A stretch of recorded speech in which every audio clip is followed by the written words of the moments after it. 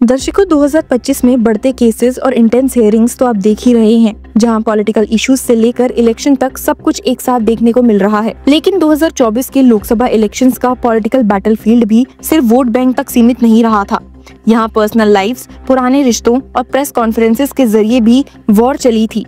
इस घमासान लड़ाई के बीच में एक केस ऐसा था जिसने सबका ध्यान खींच लिया, जिसमें कंप्लेनेंट थी लिपिका मित्रा, आम आदमी पार्टी नेता सोमनाथ भारती की पत्नी, और एक्यूज थी देश की फाइनेंस मिनिस्टर निर्मला सीतारमण। जी हाँ, आपने बिल्कुल सही सुना, हमारे देश की वही फाइनेंस मिनिस्टर जिनके ऊपर देश के बजट एलोकेशन का जिम्मा होता है। ये सोचने वाली बात है कि क्यों उन्हें कोर्ट केसेस का हिस्सा बनाया गया और क्या उनके अगेंस्ट फाइल किए गए केसेस सक्सेसफुल रहे। आइए सब जानते हैं इस वीडियो में और देखते हैं कि कैसे एक रीसेंट हियरिंग ने निर्मला सीतारमण की छवि पर एक बड़ा प्रश्न चिन्ह लगा दिया है। आपको बता दूं कि एक high profile criminal defamation case ने एक नया मोड़ ले लिया है, क्योंकि दिल्ली के रोज एवेन्यू कोर्ट ने एक ऐसा ऑर्डर पास किया है जो आगे चलकर केस पर एक बड़ा इम्पैक्ट डाल सकता है। अब वो असर फाइनेंस मिनिस्टर के हित में होगा या नहीं, ये देखना काफी दिलचस्प रहेगा। फिलहाल आपको बता दूं कि लिपिका मित्रा ने सीतारमण पर आरोप लगाया है कि उन्होंने 2024 के जनरल इलेक्शंस के दौरान एक प्रेस कॉन्फ्रेंस में प्रिंट और इलेक्ट्रॉनिक मीडिया के जरिए उनके और सोमनाथ भारती के बीच के रिश्ते को लेकर झूठे और डिफेमिंग स्टेटमेंट्स दिए हैं। कंप्लेंट के मुताबिक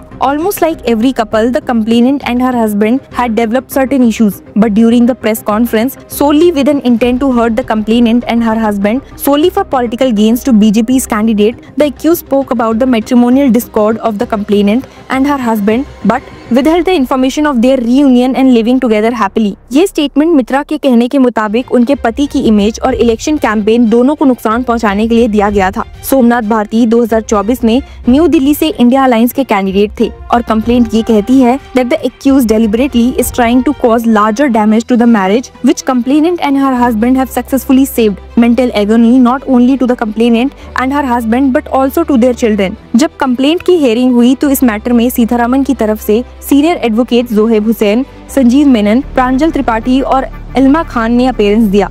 उन्होंने ये आर्ग्यू किया कि सोमनाथ भारती अपनी पत्नी के बिहाफ पर केस में अपीयर नहीं कर सकते, क्योंकि ये कॉन्फ्लिक्ट ऑफ इंटरेस्ट होगा। सीतारमण के लॉयर्स ने कोर्ट में ये तक कह दिया था कि अगर भारती अपना वकालतनामा विड्रॉ नहीं करते तो उनके खिलाफ बार काउंसिल ऑफ इंडिया में डिसिप्लिनरी प्रोसीडिंग्स की रिकमेंडेशंस की जानी चाहिए। इस केस में एक और लेयर तब जोड़ दी गई जब ये सामने आया कि जिस डेफेमेटरी स्टेटमेंट की बात हो रही है वो 17 मई 2024 को कही गई थी और उसे रिपब्लिक टीवी और एनडीटीवी जैसे प्लेटफॉर्म्स ने ब्रॉडकास्ट किया। कंप्लेंट में ये भी लिखा गया है that the utterances were made solely with an intent to hurt the complainant and her husband for political gains to BJP's candidate and political loss to the complainant's husband. Recently court hearing में ये देखा गया कि complainant side से कोई भी court में हाजिर नहीं हुआ, तो ये केस क्रेडिबिलिटी के मामले में भी सवाल उठाता है। जज ने अपने ऑर्डर में लिखा है, as per last order, date and time was fixed as per the convenience of both the sides. Cost of ₹5,000 is imposed. Clearly ये करते हुए कोर्ट कंप्लेनेंट के सीरियसनेस पर डाउट कर रहा है। तो इस तरह दिल्ली कोर्ट ने कंप्लेनेंट के कोर्ट में नॉन अपीयरेंस पर 5,000 का फाइन ठोक दिया। जज पारस दलाल ने साफ कहा, still none is present on behalf of the complainant side and even none appeared on behalf of the complainant side through VC. In view of non-appearance, cost of ₹5,000 is imposed on the complainant to be deposited with the Central Delhi Court Bar Association. अब अगला मौका 2 अगस्त को दिया गया है और जज ने भी क्लियर कर दिया है कि ये कंप्लेनेंट की लास्ट अपॉर्चुनिटी होगी अपना रिप्लाई फाइल करने और आर्ग्यूमेंट्स रखने की। लेकिन ये सिंपल एब्सेंस नहीं है, ये पूरी कहानी का सिर्फ एक लेयर है जिसमें पॉलिटिकल वेंडेटा, मैरिटल डिस्कॉर्ड और इलेक्शन कैंपेन्स का ब्लेंड है। आपको बता दूं कि ये तो बात हुई एक केस की, इससे पहले भी यानी कि लिपिका मित्रा के केस से परे भी कुछ और भी सीरियस लीगल ट्रबल्स ने सीतारमण को घेरे में लिया हुआ था, जो और भी ज्यादा एक्सप्लोसिव और पॉलिटिकल थे। इलेक्टोरल बॉन्ड स्कैम के चलते उनके खिलाफ बेंगलुरु में भी FIR रजिस्टर हुई थी। इस केस में उनके अलावा बीजेपी के president JP Nadda, former Karnataka BJP chief Nalin Kumar Kateel और current state chief BY Vijayendra के नाम भी कंप्लेंट में लिए गए थे। FIR में चार्जेस थे एक्सटॉर्शन और क्रिमिनल कॉन्स्पिरेसी के।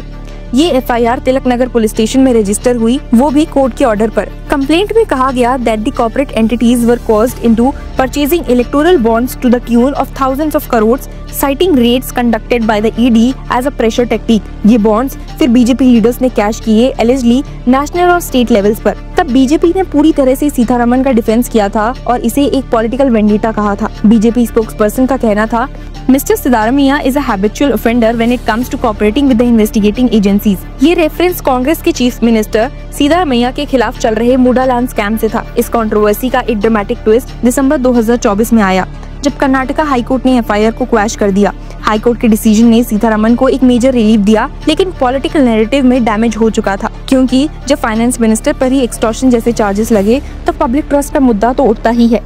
वापस लिपिका मित्रा के केस पर आए तो अब ये कंट्रोवर्सी एक सिंबॉलिक पॉलिटिकल बैटल बन गई है, जिसमें जेंडर, पर्सनल रिलेशनशिप और पॉलिटिकल एम्बिशन सब कुछ एक दूसरे से टकरा रहे हैं। क्या एक पत्नी अपने पति के लिए लीगल फाइट कर सकती है जब पति खुद एक पार्टी का कैंडिडेट हो? क्या एक यूनियन मिनिस्टर को अपनी स्पीचेस में ओपोनेंट्स के प्राइवेट लाइफ को पब्लिक डोमेन में लाना चाहिए? क्या एक सेटल्ड मैरिज का पास डिस्प्यूट एक बार फिर इलेक्शन में वेपन बन सकता है?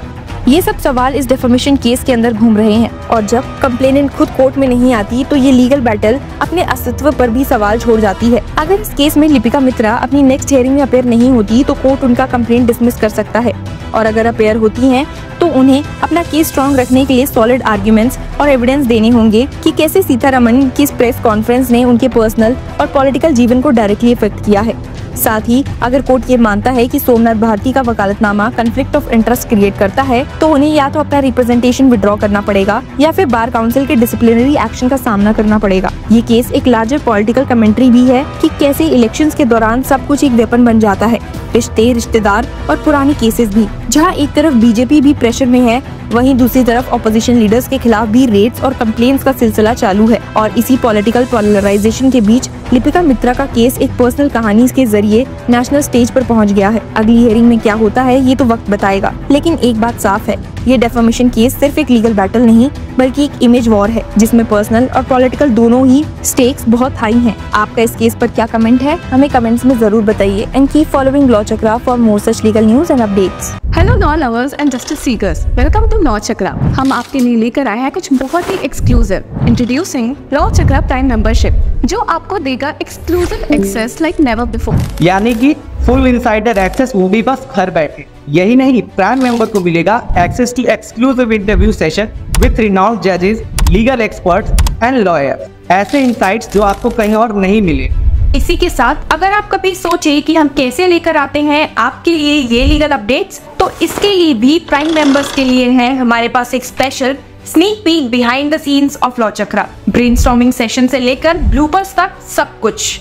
In short, more content, more update and more analysis. Political legal controversies हो या इन डेप्थ लीगल सेशंस, सब कुछ आपको मिलेगा एट वेरी मिनिमल प्राइस। बनिए लॉ चक्रा की प्राइम मेंबर और अनलॉक कीजिए full potential of legal knowledge. अभी ज्वाइन कीजिए।